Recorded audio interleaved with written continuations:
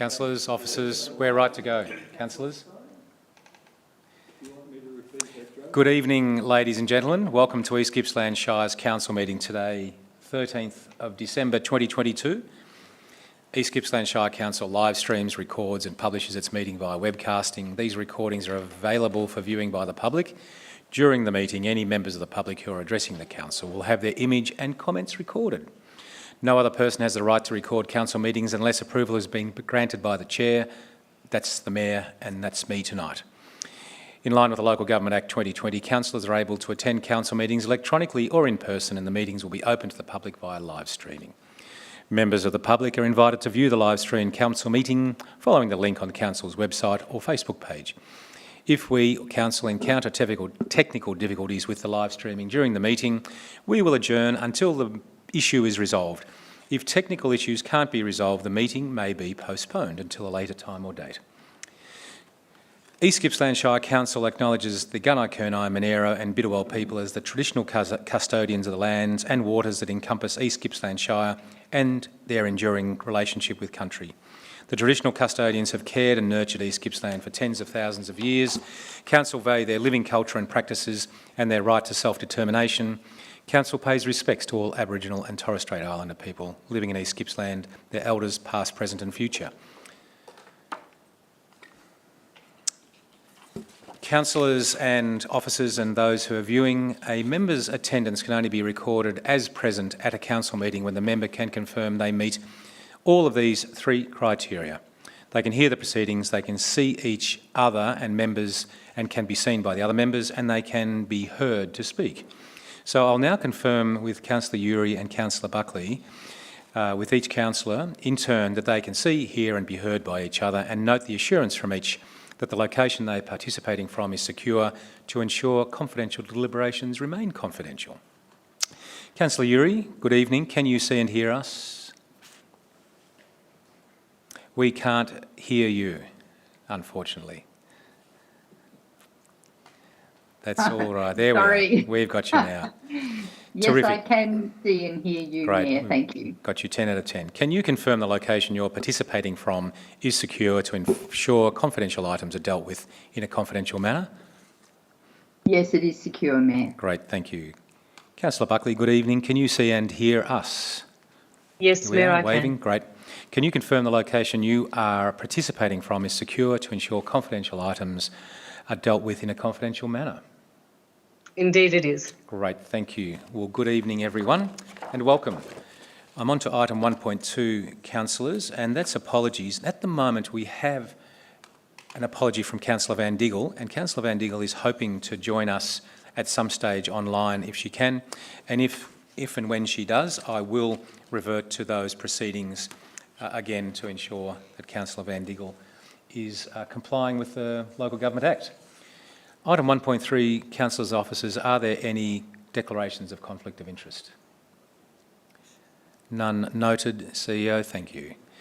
Councillors, can someone please confirm that the minutes of the unscheduled meeting held on 29th November 2022 be confirmed? Can someone please resolve that? Councillor Crook, seconded Councillor Greason. Councillor Crook, would you like to speak to the matter? Councillor Greason. Anybody else like to speak to the matter? Is the matter opposed? I'll put the item to the vote. All those in favour? Thank you, councillors. It is carried 6-7-1 in that case, I think. Just check that again. Did you see that? I'll put that motion to the vote again, please. It was captured? It's captured. Great, thank you. So you have that record. Great, thank you. Okay. Councillors, are there any requests for leave of absence? None are noted. We're on to item 1.7, councillors. Open forum, petitions, questions of council, public submissions, none. And item 1.8 is a procedural item to be tabled. Mr Cannizzaro. Just need to go back to 1.5. Thank you. Next meeting. I skipped over that, did I? Sorry, councillors. I was just about ready to absolve you from meeting on the 7th of February, but we will go back and you will be meeting on the 7th of February. Thank you for that. The next meeting is Tuesday, 7th February 2023, to be held here in the Corporate Centre 273 Main Street, Bairnsdale. Thank you for guiding me through that. And we are down into open forum, and as noted, 1.7.1, 0.2, 0.3, there are no items. None have been received, Mayor. And 1.8 is an item to be tabled, which is a procedural matter. Councillor Oz. Yes, Mayor. May I please make a brief statement in regards to item 1.8? It's a procedural matter and it's been tabled by a third party. It can be brief, Councillor Buckley. That's all. Thank you. I would like to make a very brief statement re the internal arbitration process. I welcome the Arbiter Silva's findings and that the matter has been found devoid of merit and dismissed. I wish for it to be noted that I have found the process to have been distressing and unwarranted. It has taken a toll on my state of mind and has made me feel unsafe in my workplace. I'm of the belief that the public should have full disclosure as to what the issue was and the cost of the arbitration, as it is ratepayers' money that is spent. The culture of making all briefings confidential, which is only a new decision that I certainly play no part in, is not what we should practice in council and, in my view, goes against open and transparent government. Thank you, Mayor. Councillor Buckley. Councillors, anybody else like to speak? Not required. Councillors, thank you. We'll move on to item 2, notices of motion. And there is an item, a notice of rescission. And this will be dealt with, councillors, in the closed council meeting at item 7.1. Great.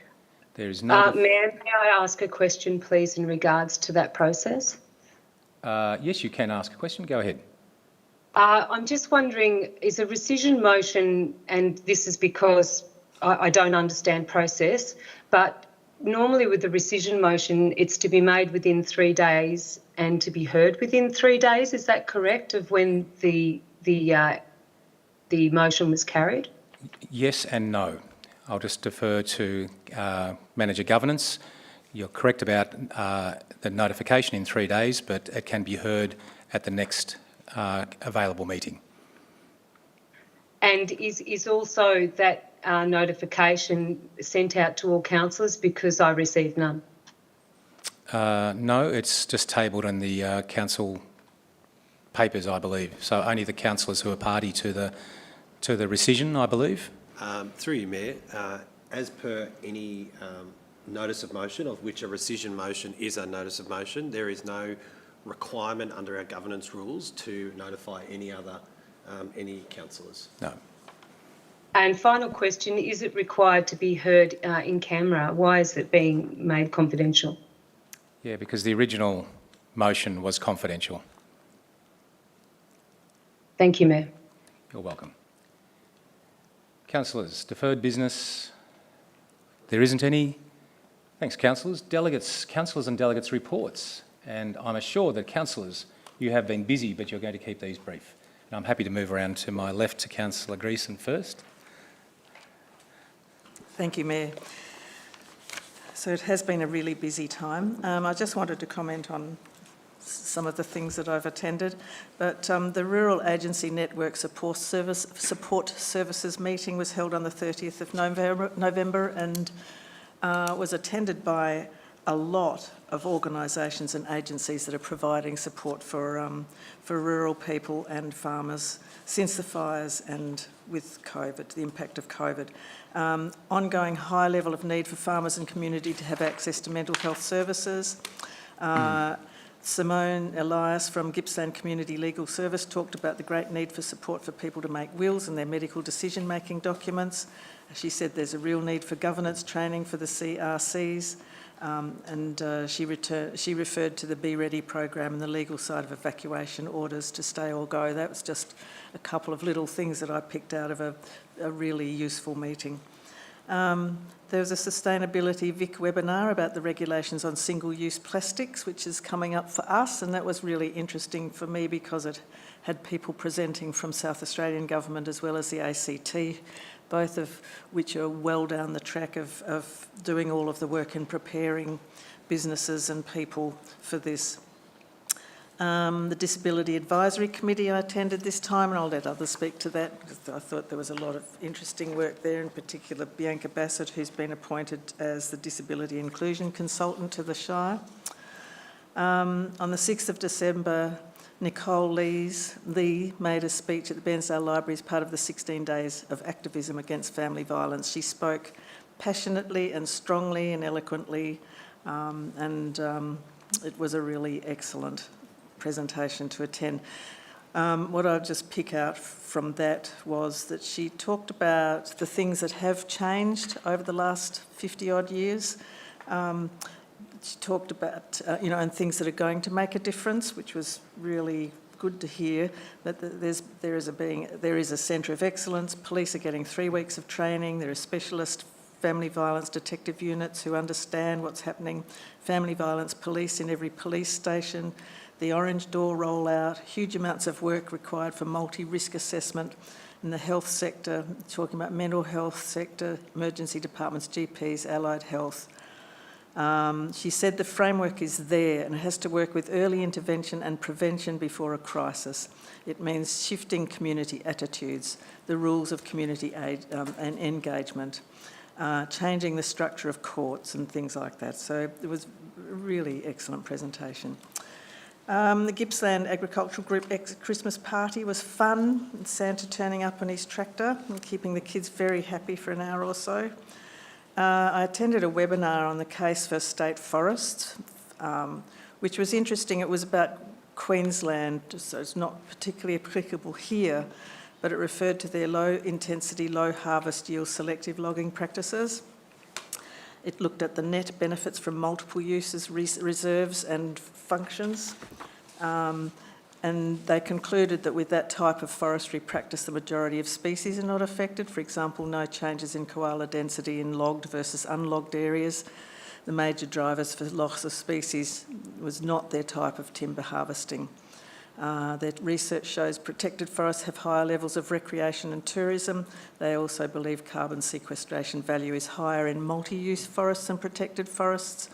Whilst they explained that, I didn't really understand it, but it's worth noting.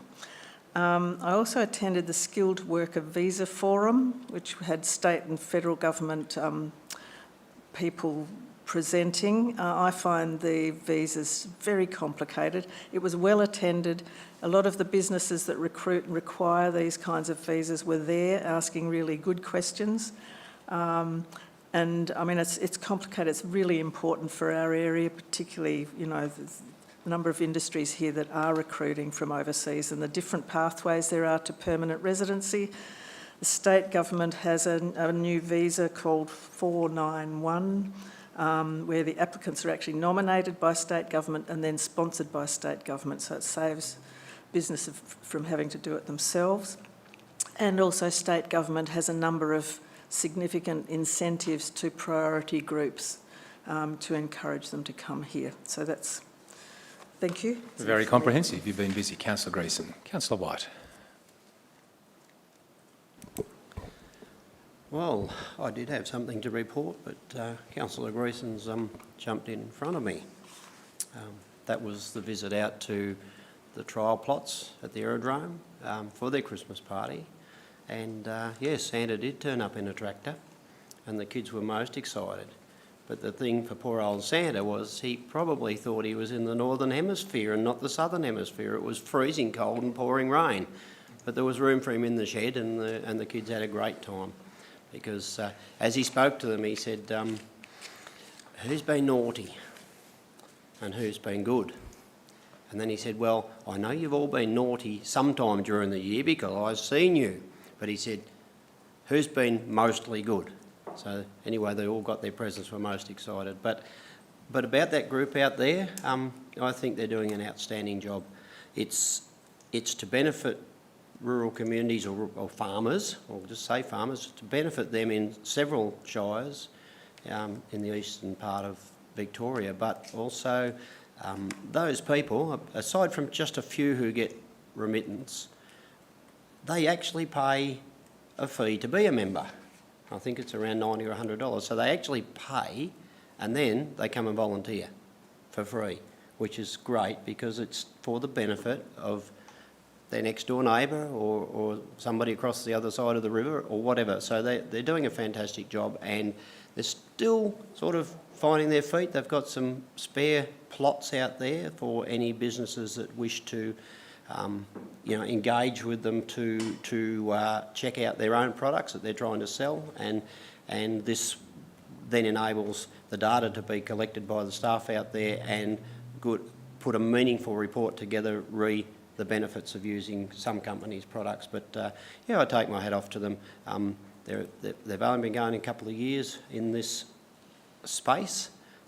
They're very close to getting their learning facility up and running. They've sort of ticked all the boxes regarding planning, and somewhere early in the new year they will turn the first sod to get that building going, and I think it's in the order of about, Stuart may be able to help me, about $1 million, which is no mean feat. They work very hard to get the grants, and Shire's assisted them where possible too. So as I say, that was my bit for the short space between the two meetings, but just something that I brought up just informally before that I'd like to speak about, and it's the tragedy of yesterday in Queensland for those young police who were gunned down in the line of duty, never expecting that they would never go home from their job. And it struck a chord across the country, perhaps across the ditch, everywhere, as to how terrible that was. And at least we could acknowledge that people all over the country, including here in East Gippsland, are thinking of those traumatised people and, of course, the families of those who have perished. So, that's mine. Thank you. Councillor White, thanks. Councillor Uri, I'll move across in front of me from left to right. Thank you, Mayor. I'm happy to submit my written report to be included in the minutes, but I did want to mention two things in my report, please. The first was on the 8th of December when I joined a webinar which was hosted by the Chair of Rural Councils Victoria, Mary-Anne Brown. The purpose of the meeting was to introduce and launch the Climate Change Toolkit, which is an important piece of work which has been funded by Rural Councils Victoria and Regional Development Victoria, and developed by an organisation called Ironbark Sustainability. There was a lot of work behind it. It was explained how the document was developed, but I won't go into that now. I think that I was pleased that some other councillors were on, and I think the CEO too was part of this meeting, which was pleasing. We'll be able to share notes afterwards. In my opinion, the presentation appeared to pitch more to those councils who are just starting out on their adaptation and mitigation journeys. But I also think the work will provide some really valuable standardisation or benchmarking across Victorian rural councils for what needs to be a strong sector-wide action. So I think it's also pleasing that East Gippsland Shire Council has climate change listed as one of its strategic risks, which means that there will be actions, monitoring and progress reporting through the Audit and Risk Committee, as well as through the Environmental Sustainability Strategy. This approach to having climate change listed as a strategic risk was supported by the Ironbark presentation team, so that was very pleasing. The second thing I'd like to mention, I've heard before that the thing that councils need to pay attention to is what people are chattering about in the pubs and cafes.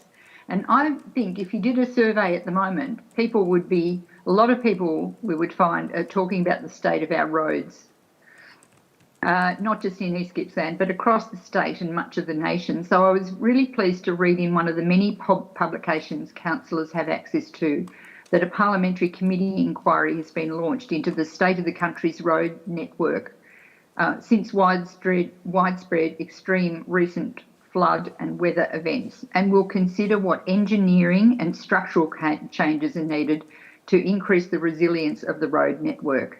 The impact of natural disasters and climate change on roads in regional, rural and remote areas in particular will be a focus of the inquiry.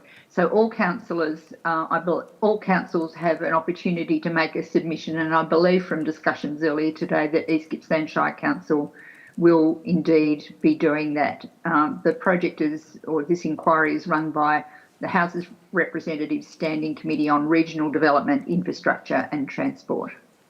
Thank you, Mayor. Councillor Uri, thank you. Councillor Buckley. Well, that was nice because Councillor Uri has brought up a couple of points that that were certainly poignant at the Rural Councils Victoria recent strategic planning day. So I've just come back from that. That I sit on the Rural Councils board, which is an honour really, because the work that we're doing is quite incredible, and I was able to represent East Gippsland and some of the issues that we're facing, such as social housing and housing issues.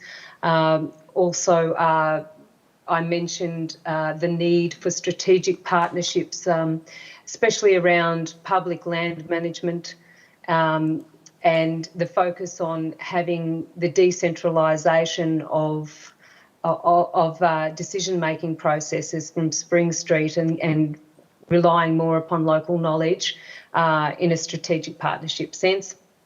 I certainly brought up issues around the timber industry and the need for contractors to be given contracts to be able to keep us safe in times of fire. There were many high-level strategic pillars put in place to, for all of the rural councils. It was quite an experience to identify what our priorities are for the 2023-24 time, and some of the policies and good work that we've done in the past is such as the 5-year blueprint, which I think I've made available to all councillors and is definitely important reading.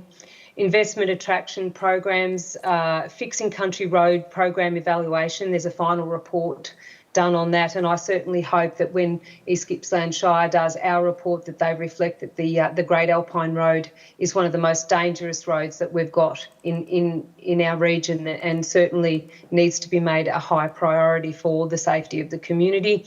And there are many toolkits available to our council from Rural Councils Victoria, so that we've got those at our disposal, and I will make it as brief as that. Thank you, Mayor. Councillor Buckley. Councillor Crook. Thank you, Mayor. I also attended the Rural Councils of Victoria Climate Adaptation Toolkit presentation, which I found really valuable. The toolkit outlines councils' responsibilities under climate change, under the Local Government Act, and also how we can best capitalise on the benefits and opportunities of a transition to a low-carbon economy. I really welcome the moves by other levels of government to look at how climate is also impacting on our road network. They say that there are 3 rules to building roads: drainage, drainage and drainage. And certainly over the last couple of years, haven't we learnt that the hard way? In the same vein, I note that the other week, Dr. Philip Lowe, the Governor of the Reserve Bank of Australia, identified climate change and the impacts of extreme weather as having a major impact on global economic supply, and therefore being a contributor to the current inflationary trends within the national economy. Climate change is contributing to inflation as well. These climate impacts disrupt production and they affect prices. We know this all too well with recent floods. I saw an $11.50 lettuce in Paynesville not that long ago. But it's not just food production that's being affected by extreme weather. It also disrupts production of commodities in the transport and logistics industries, and these disruptions affect prices in global markets. And it is likely that we'll see more of these disruptions in the year ahead. So councillors, I guess that's why we continue to do all we can to reduce our emissions and tackle the problem and maximise the opportunities that transitioning to the low emissions economy presents to us. I also attended the Disability Advisory Committee meeting and really welcome Bianca Bassett's appointment to help the committee develop a strategic action plan for the future. I also attended the Nicole Lee talk at the Bairnsdale Library and heard of her first-hand accounts of family violence and the impact that's had on her and many other lives, and the various initiatives that are currently underway to try and improve that situation. That, of course, was part of our 16 days of activism against gender-based violence, which ended a few days ago.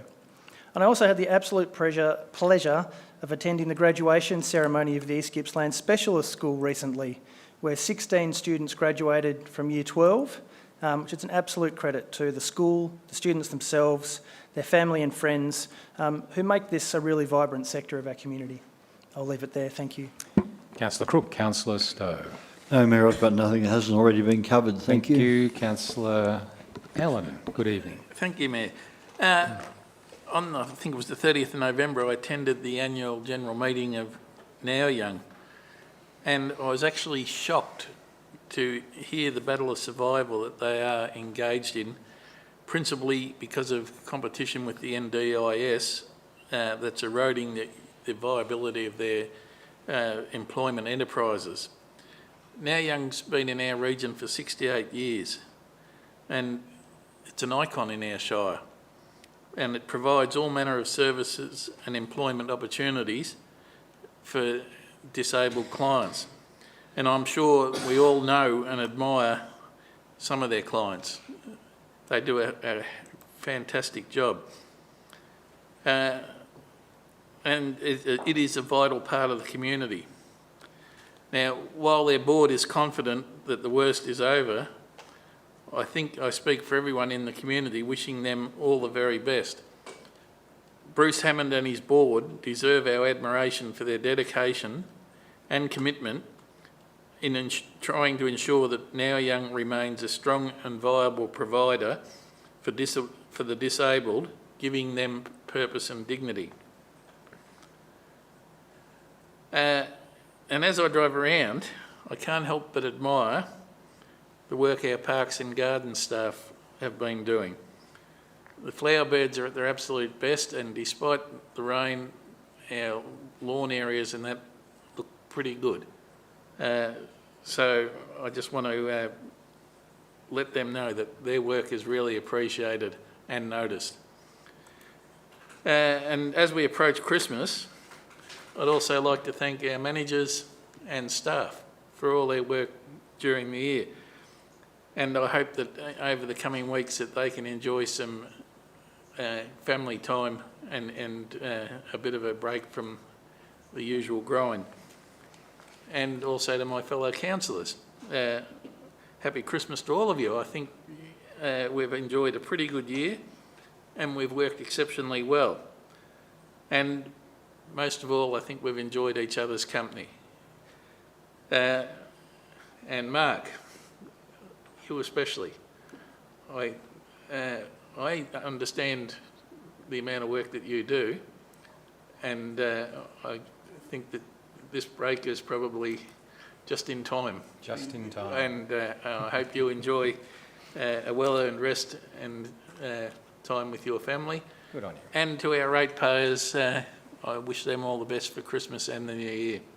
Thank you. Lovely words, Deputy Mayor. Thanks so much. Councillors, I've got this ridiculously long report that was going to be 3 dot points and turned into 2,000 words. So I'm going to just give you a quick synopsis.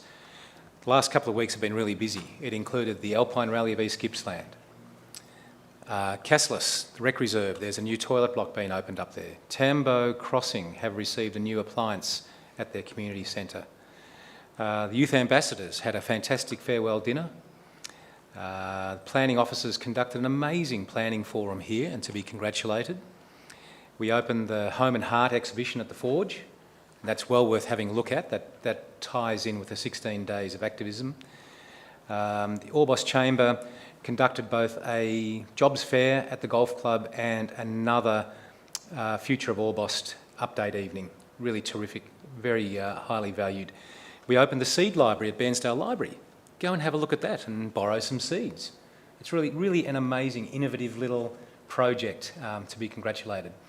And finally, councillors, I'd just like to acknowledge all those young people in our Shire who received their VCE results yesterday. And what an amazing achievement, and good on them.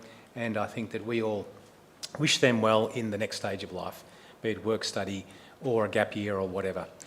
And I've got a nice Christmas message, but I'm going to save that to the end of the meeting as we sign off. That's enough, councillors. Let's submit our reports and get them on the record for posterity, and we'll move on now to officers' reports. Thanks so much for all your work, councillors, and being out there in the community. That's what's most important. That's what's valued by our constituents. Turning up, you've got to be there. Councillors, this item is 5.1.1 and it is the East Gippsland Shire and Maroondah City Council partner agreement and donation of the Marvaloo by Maroondah City Council. CEO, take us away. Thank you, Mayor. As you said, the report before Council this evening is about a partner agreement with Maroondah City Council and the potential donation of a Marvaloo, which is a fully accessible toilet facility and change facility. Councillors, the report actually seeks a renewing of the partner agreement. This hasn't been done for a little while, but it does provide that opportunity to have a formal arrangement in place with another council so that there's clarity over opportunities to work together, to share good practice, and in this case, potentially receive donation of a facility. In leading onto the Marvaloo, and I think it is worth noting that, and this is outlined in more detail in the report, but it was actually developed by one of the Maroondah City Council staff whose daughter had cerebral palsy, and he was looking for a way to better support her integration and ability to participate in community activities. So I think that's a fantastic example of the innovation that happens in local government. So it's a mobile, accessible toilet facility and change facility, and as the name suggests, it can be located at different locations. It does obviously come at a cost to move it around the Shire, but the recommendations before you are seeking to sign the partner agreement, re-sign the partner agreement, and also to accept the Marvaloo from Maroondah City Council. So, Mayor, happy to take any questions if there are any. CEO, thank you. Councillors, any questions? Councillor White. I just wondered, have you been counting the toilets of late, Mr CEO? Because in the last 5 weeks, that now makes 3. So we may be setting a bit of a precedent for other shires. We've had Bruthen, Cassilis, and now we've got Maroondah, so I just thought I'd point that out. Through you, Mayor, I did wonder where you were going with that. I counted 114 last time, but that's right. 117.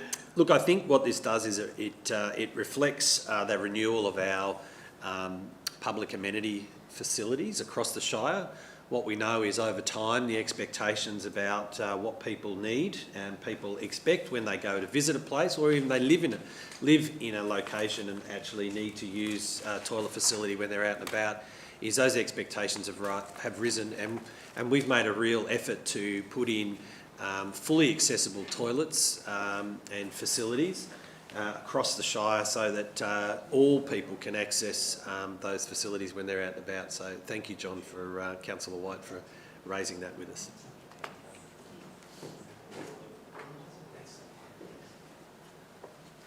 Sorry about that, CEO. That's okay. Councillor Greason.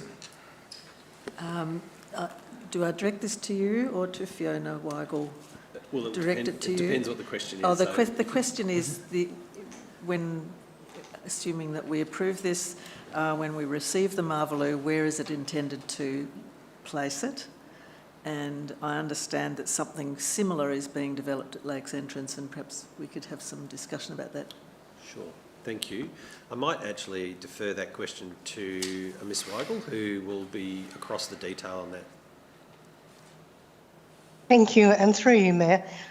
Yes, we have worked out that rather than keep it in a yard somewhere and only have it come out occasionally, it's probably best to have it in situ in one of our playgrounds with some appropriate signage so it can be used at that time, and then obviously indicating that it won't always be there and there might be times when it's not there. So at this stage we're looking at housing it in Eastwood, where we're about to build a new playground. As you know, we've got a large primary school there and there's a shopping centre in the vicinity as well.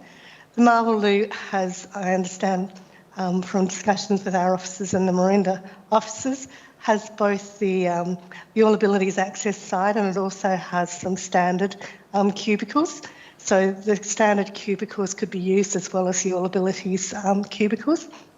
And then we would look at where it's appropriate to have a facility like this for large events. I know there's been some discussion around events like the field days.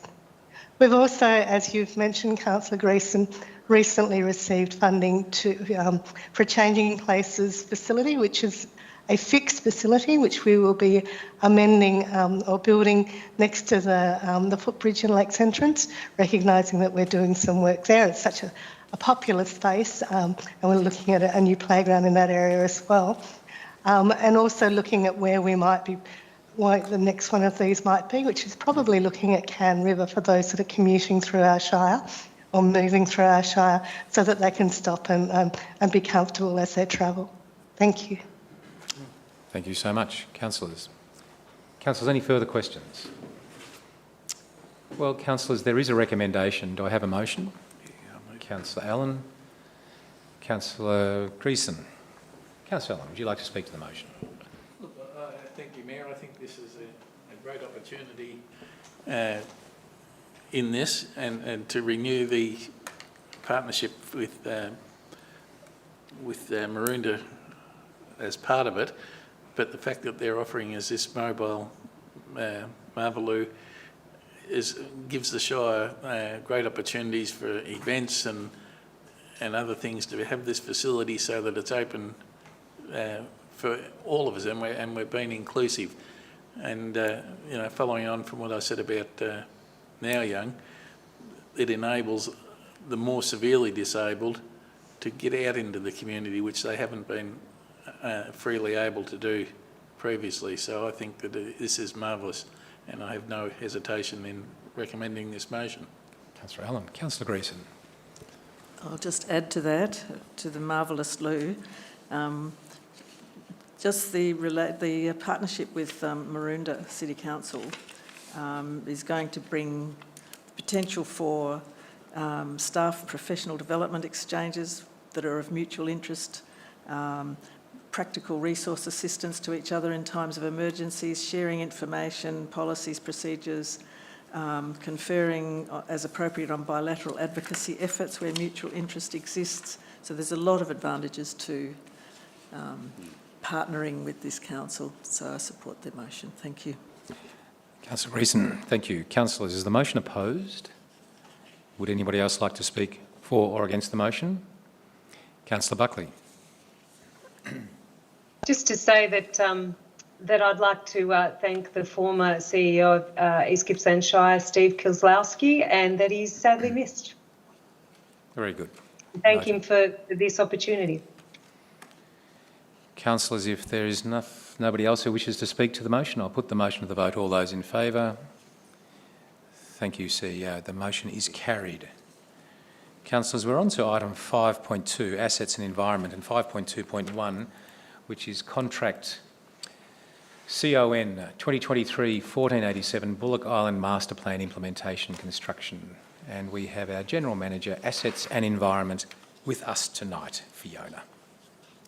Thank you, Mayor and councillors. It gives me great pleasure to present this this report tonight, which is the culmination of many years of planning and then some review and additional planning.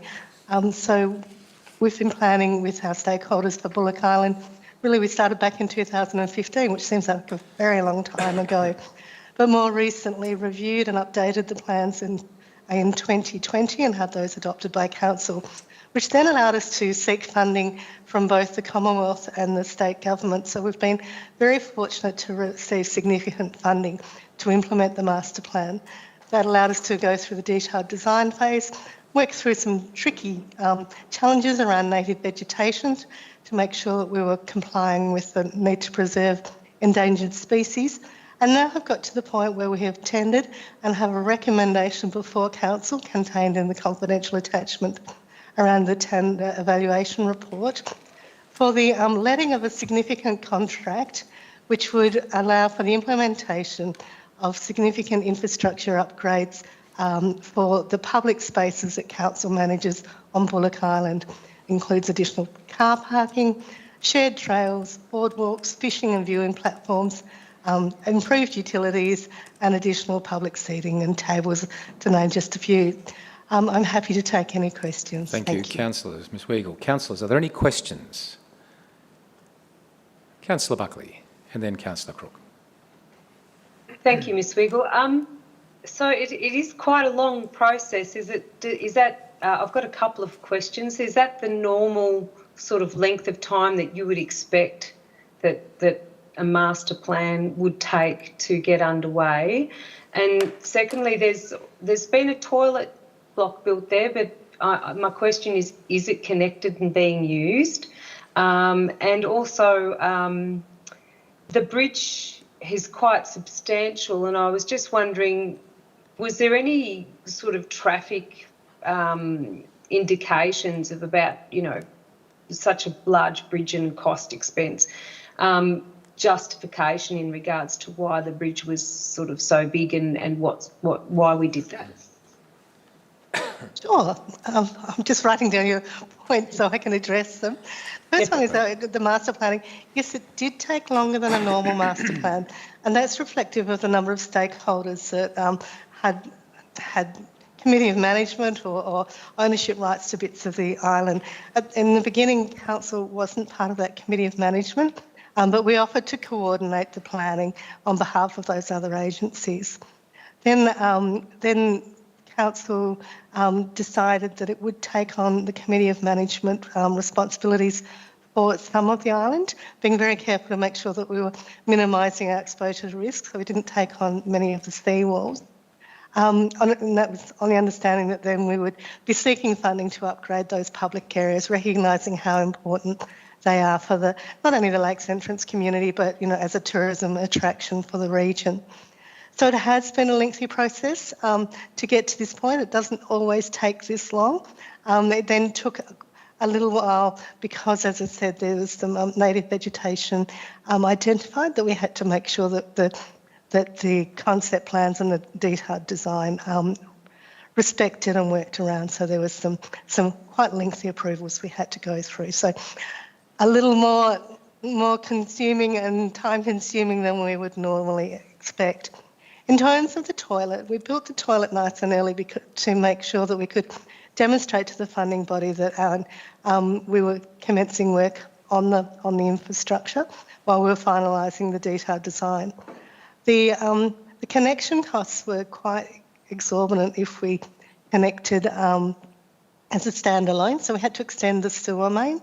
So in the end, we elected to wait to connect the sewer until we put the road infrastructure in, so that we would put the sewer infrastructure in at the same time, which was a significant saving of taxpayers and ratepayers funding. So in the interim, we did put in portaloos. I know it looks like it's been a loo that's not usable there for quite some time, and we're as frustrated as anyone, but it was really about making sure we could maximise the funding that we'd had and not spend an awful lot on that connection.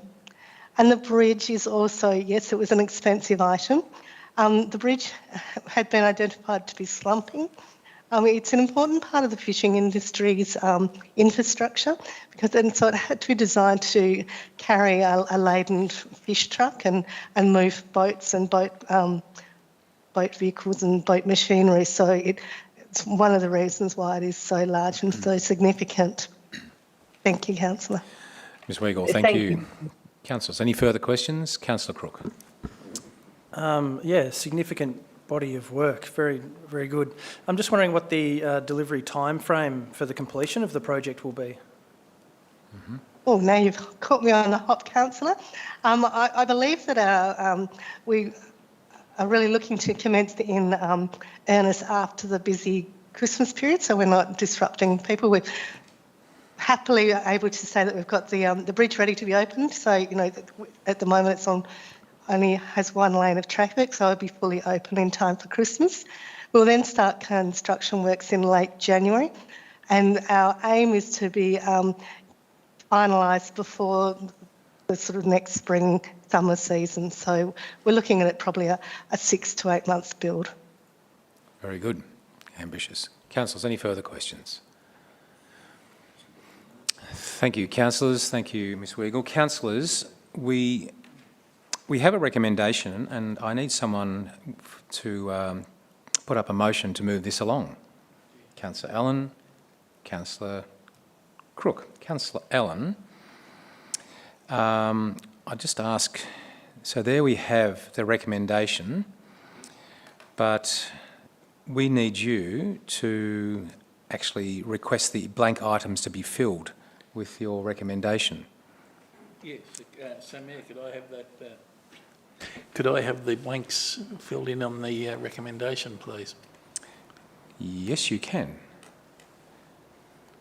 So, do you just want to read out what what you want to put in item 2 and to fill in the blanks just for the moment for us? Thank you. So, paragraph 2 accepts the tender submitted by Whelan Group Investments Proprietary Limited for CON 2023 1487 Woolwich Island Master Implementation for the contract amount of $4,219,872.17 exclusive of GST.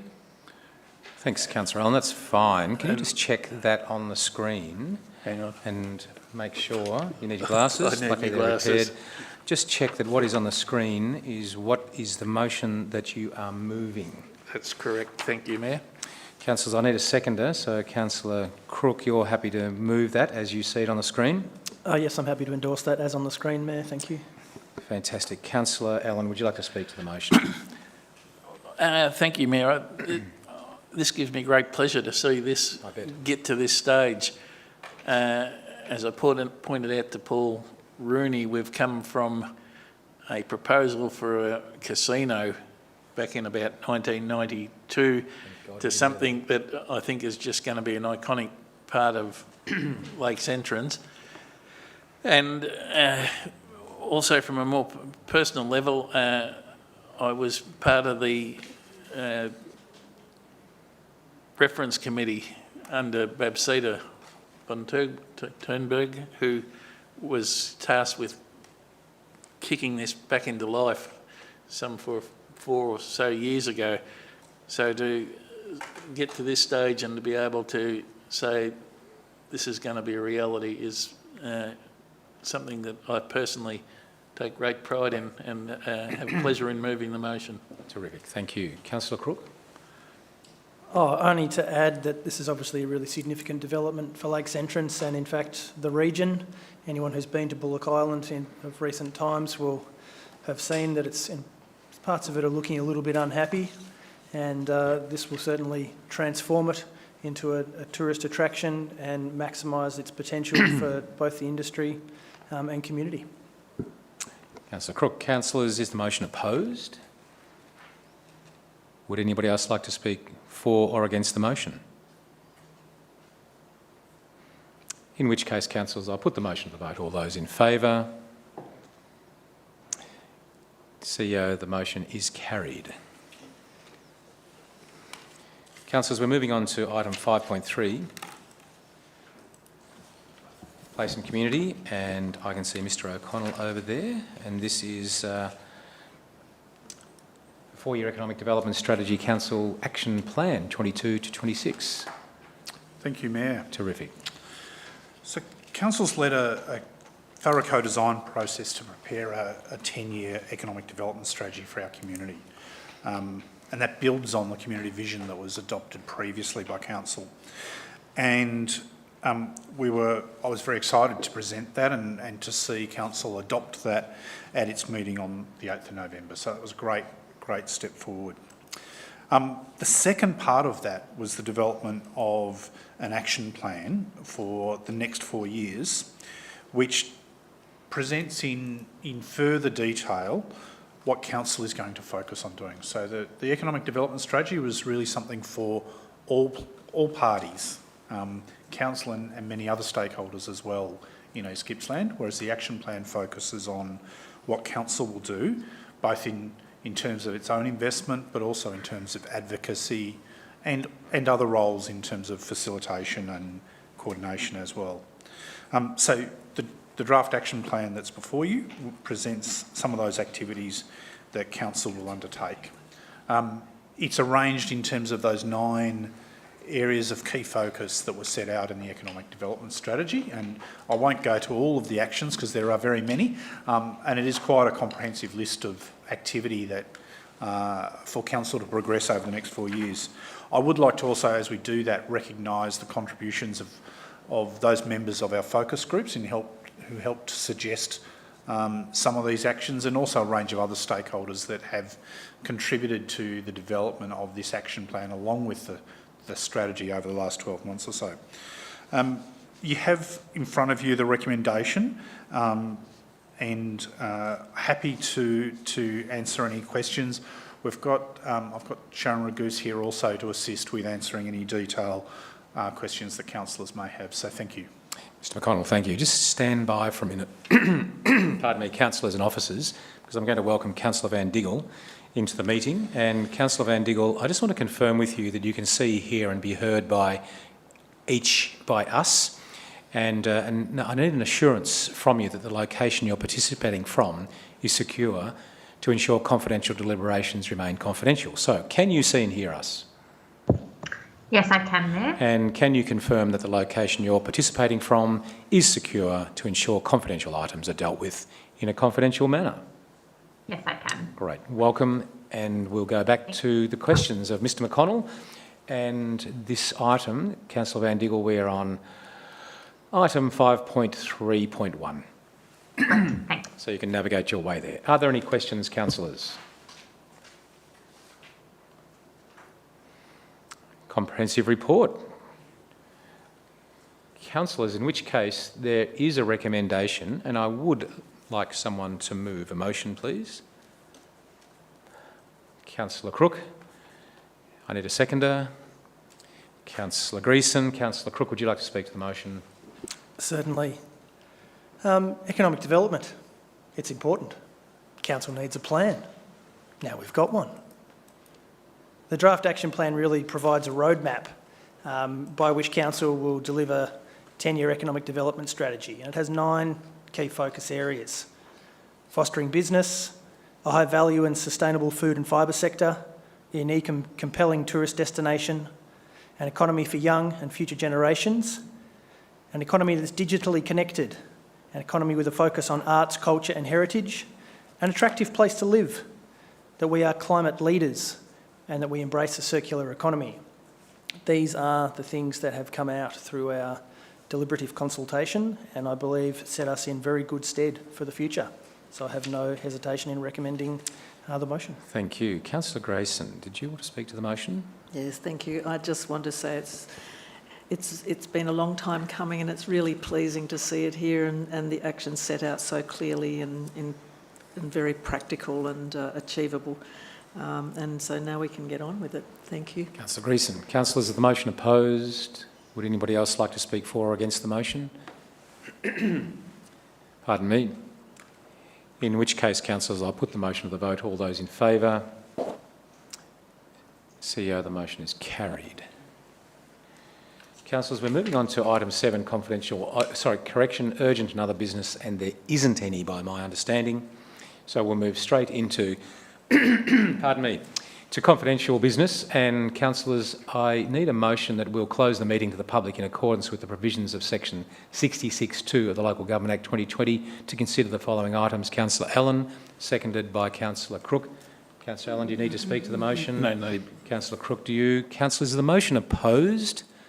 It isn't, in which it is opposed. Okay. Councillor Buckley, do you wish to speak to the motion then? Yes, just because I feel that some of the information should be made available to the public. Councillor Allen, in regard to the rescission motion, that's just my personal belief. Okay, that's fine. Councillors, would anybody else like to speak for and against the motion? We're moving into camera, into confidence. Councillor Allen, you have a right of reply. Not necessary, thanks, Mayor. Just go to a vote, I think. Thank you, councillors. I'll put the motion to the vote. All those in favour? The motion's carried.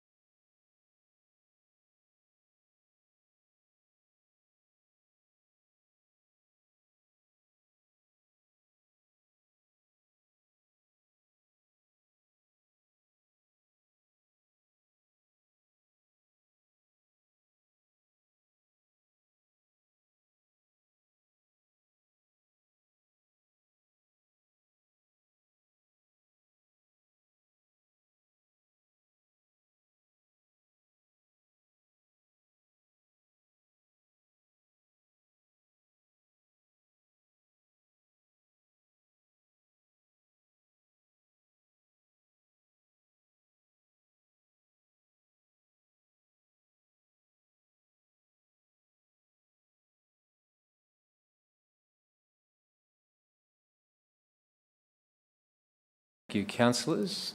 Just checking on Ben up there.